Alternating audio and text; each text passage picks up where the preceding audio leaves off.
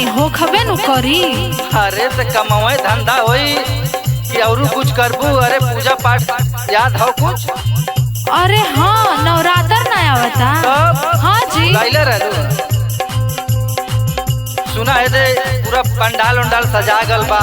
हाँ और का लगता एक बार हम ही पिछड़ गईनी। इतना बड़ा पंडाल सैदपुर बाजार में सजल है। हाँ ये तो बिहारीगंज डगरा पर सजल है। सही में? सुना बोली।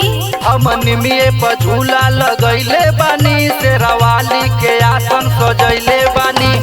अच्छा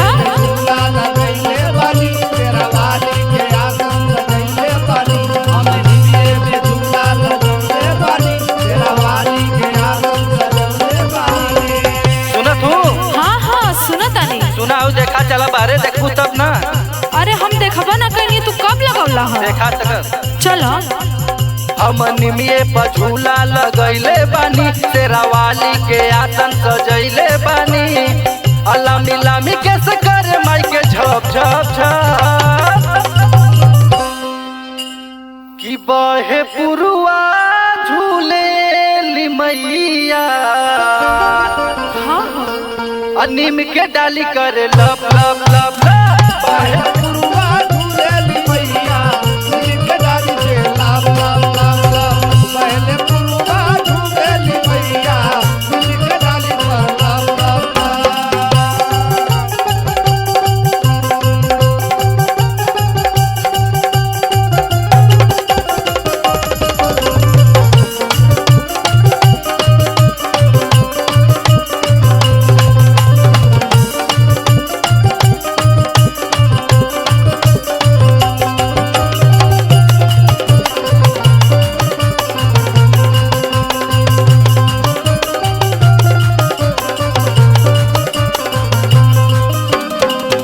अरे दुआर उआर लिपबू, चौका उका बनैबू, घर में रहबू?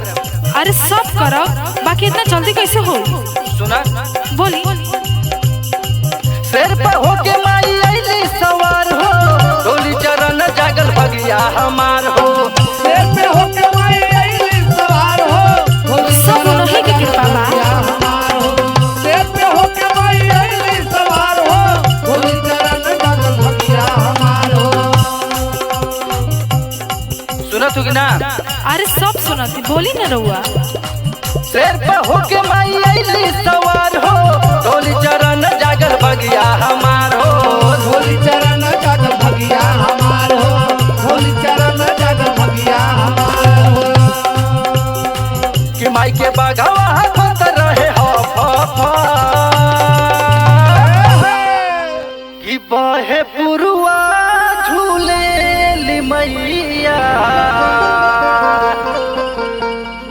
नीम के डाली करे लप लप लप लप। झूले ली मैया, नीम के डाली करे लप लप लप लप। झूले ली मैया, नीम के डाली करे लप लप लप।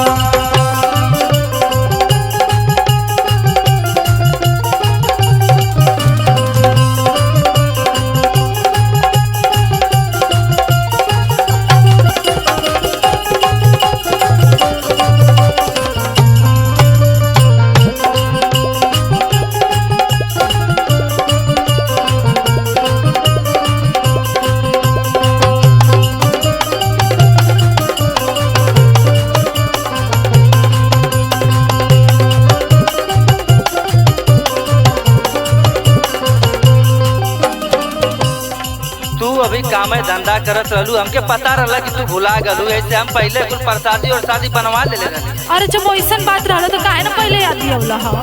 सुना बतावा। हलवा पूरी के लगैली ह भोग हो, लागल बा पंकज के भक्ति के रोग हो। लागल बा पंकज के भक्ति के रोग हो, लागल बा पंकज के भक्ति के रोग हो। सुन लू? हाँ सुना। हमके पता रहला, यही से हम अगमस तैयारी करा ले रहली। तो बहुत अच्छा कैला ह। हलवा पूरी के लगवली ह भोग हो, लागल बा पंकज के भक्ति के रोग हो। पंकज के भक्ति के रोग हो, लागल बा पंकज के भक्ति के रोग हो। कि गावे संतोष भजन